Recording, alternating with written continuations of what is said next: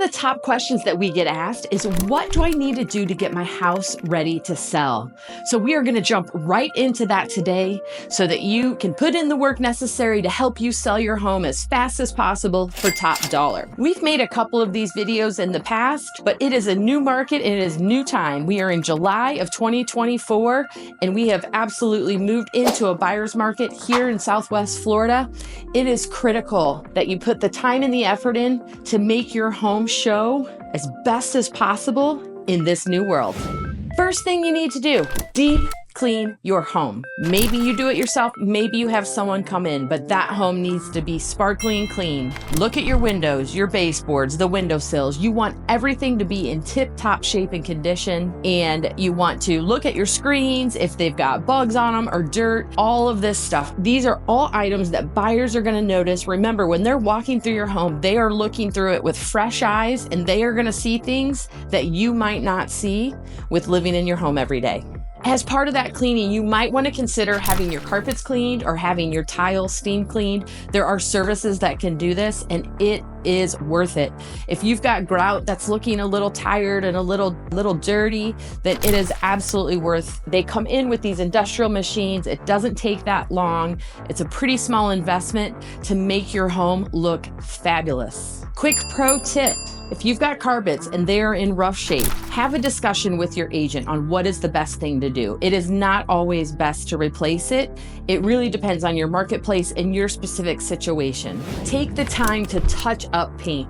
If you're walking around, do a really close look at your home. If you see places where there are scuffs or where you know that something needs to be done, it is absolutely worth the time to go ahead and touch that up so that it's not so glaringly apparent when buyers are walking through your home. And don't forget to check the exterior spaces as well, especially around your front door. The front door is part of the first impressions. And sometimes this is a spot that people miss to do a little touch up. A little touch up goes a long way. This is also the time to make any little repairs, to do any maintenance items that need to be done. If there is something broken, you want to fix it or replace it. Buyers coming in are not going to want to have those projects right off the bat. So maybe it's something little that you've just learned to live with, a handle that maybe is a little loose, a door that doesn't open as easily as it should, or maybe it's more of a mechanical or an electrical item. But you absolutely want to take care of these before you put your home on the market. First impressions matter. So you want to stand outside your home and take a look. What do people see?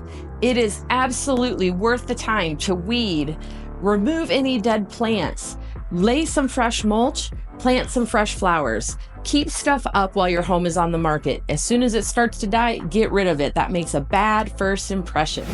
You also want to declutter your house. Declutter, declutter, declutter. We often recommend that people take between 30 and 40% of their items out of the closets, out of the living room, out of the kitchen. You want to clean those counters and make it a fresh slate for anyone walking through their home to be able to see. One thing that we do when we're getting ready to move is we rent a storage unit and we start just putting stuff in the storage unit. You can kind of start going through things and figuring out what needs to stay, what needs to go. If it doesn't have a real home or a place, it should go. Going right along with that, each area needs to have its purpose. Bedroom is a bedroom, a den. You also want to neutralize your house as much as possible. If you love color, that's great, but color can be really polarizing. For example, we have this lovely dark blue wall that we work with, but it's not always going to appeal to all the buyers that come through your house. It is best to have your house painted a very neutral color. Shades of white are best. Any color goes with them. Very easy for people to see how they might be able to decorate and move right in with those neutral paint colors. As part of all this is going to be a little bit of staging, and this is where we can help, or we can recommend some experts to help. I don't necessarily mean moving in other people's furniture. I mean using what you've got to make it set up so that it makes sense, is cohesive, and looks great. It might be utilizing plants, doing things like fresh white towels in the bathrooms. These are just things that are very appealing when buyers are coming through and looking through your home, and you want to make sure that you've got every area set up to look nice and appealing, comfortable, warm, inviting, all the things that you're looking for when you also view homes. One of the ones that our customers have a little more trouble with is depersonalizing the house, because it is your home. And so of course it is very personal to you, but it is best if you remove some of the personal pictures. If they're just sitting out on counters, it's best to pack those away. You want to make it as decluttered and depersonalized and neutral as possible to really allow people walking through your home to visualize themselves living there versus seeing awesome pictures of your family and all of your great memories.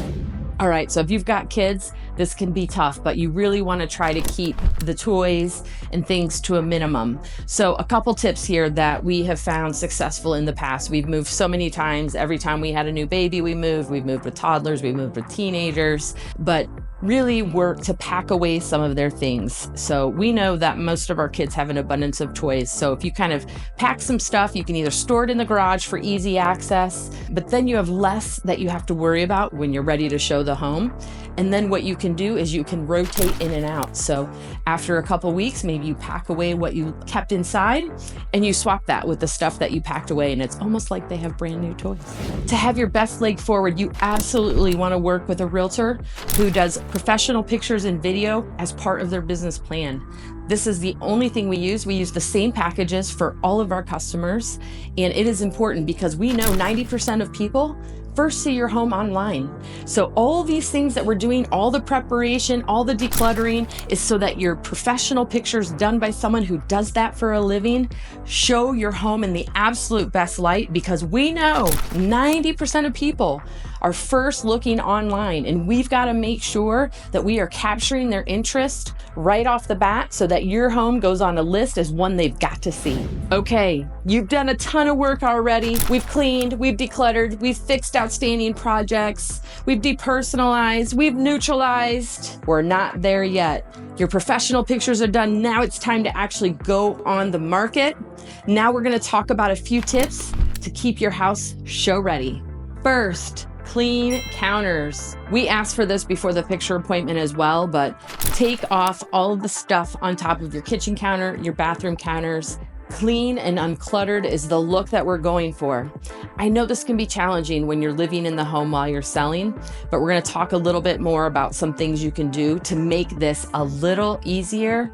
But when possible, have those counters as clean as they can be before showing your property. One thing that helps is when you are preparing your house to sell is you can make a space for everything. For example, if you normally keep a coffee pot, a toaster oven, your not your toilet paper, your paper towel holder on your kitchen counter, create a space for them in a cabinet, in a pantry, in another room where you can easily remove them, and that is their home while you're showing your property. Once you come back home, you can pull it back out, but it has a place to go every day. If you have that identified, it makes it so quick and easy to get your home ready to show. Also, it's great to do your best to keep your cabinets, your closets, your drawers tidy. I know a lot of times it's easiest just to throw stuff in there to get it out of the way, but remember, buyers will be opening these things. They will be looking, how big is this closet? What all can I fit in this drawer? So you just want to expect that there will be some of that going on. Not all buyers will do it, but keeping as tidy as possible is the way to go. This is a hard one because if you've got kids, I mean, some people do this every day. They make their bed, but my kids don't like to make their bed every day. So it's easiest when you're selling your home if you just get up and do it in the morning and then it's done. When it gets challenging is if you're in a market time that's a little slower, where maybe you're only getting 1 or 2 showings a week. It makes it hard to do some of these items every single day, but it absolutely is in your favor because when the showing request does come in, then you're not so stressed. If you know you've already got your bed made, you've got it done. One of the things that we've done with our kids, which is a little ridiculous, but basically they have kind of all their sheets in their comforter. Everything is all made, and then they are sleeping on a sleeping bag on top of their bed so that all they have to do is put their sleeping bag away. I mean, kind of ridiculous, right? How hard is it to make your bed? And going along those lines, just the more you do, the less stressful it is when a showing request comes in. So keeping up with the dishes, keeping up with the laundry, wiping down your counters. If you just get in the habit of doing it every time, then it's so quick to get ready when that showing request comes in. Another pro tip that I like to share is keep an extra bin or laundry basket handy. Anything else that is out when that showing request comes in, you make a quick quick walk around the house. You throw anything you need to in that bin or that laundry basket. You throw it in your car, turn on your lights, open up your blinds, make the house fresh, bright, ready to go, and you're on your way. And last but not least, if you're leaving your home for a couple hours, a couple days, you want to make sure that you leave it as show ready as possible. We never know when those last minute requests might come in. Are you exhausted? Jeremy and I always joke that if you're not exhausted after preparing your home for sale, then you likely haven't done enough. It is a lot of work on the front end that absolutely pays off on the back end. What did I forget? Is there something that you've done in the past to get your home show ready that I left off this list? You can find us on social media, and you can always call us or text us directly at 239-776-6872. We are here to help you live joy in Southwest Florida. For you is so strong.